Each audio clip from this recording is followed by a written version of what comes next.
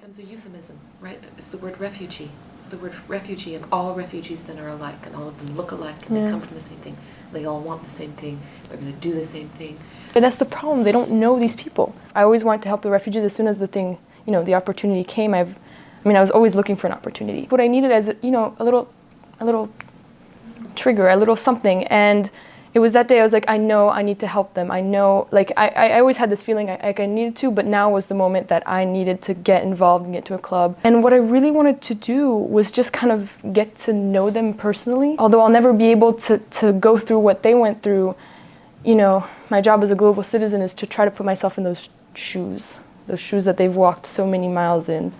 And, always trying, I think, is the best effort you can do. Somebody was there and she had a shoe of this one refugee that had walked all the way from Afghanistan, then Greece, right. Went through the Balkans, right.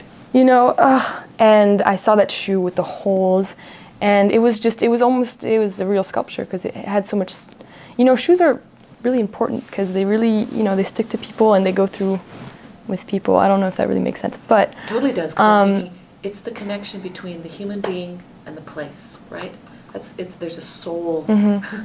There's the soul of the shoe, but there's a soul also that connects it in it, and that tread, all that DNA, every place where they've been, all the stories that are connected to the bottom of that shoe. They just kind of have this general view that they're all from these poor areas in Afghanistan who are taken over by these ignorant, evil people, and they just associate them with just being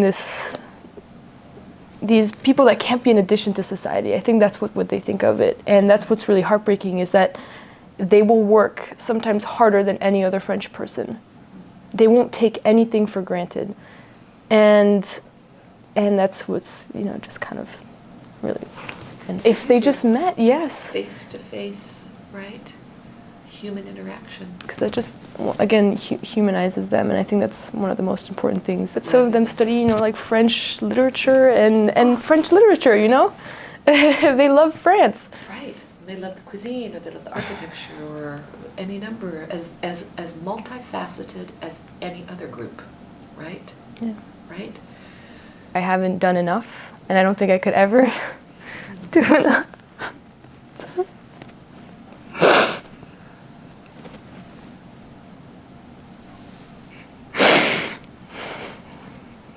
That children have to see things that no children should ever have to see.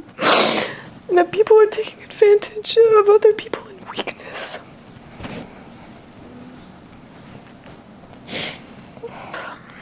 But you know what, Sophie? When people are in pain, it's actually strengthening for them to see other people who are in pain with them. It's actually a beautiful thing.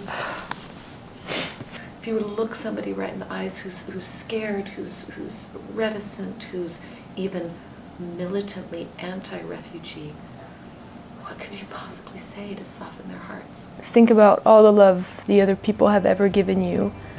And that love, it's not meant to be kept. It's something that's meant to be transferred to others. You just have to teach them to love, and they'll give the love. You have so much love you can give.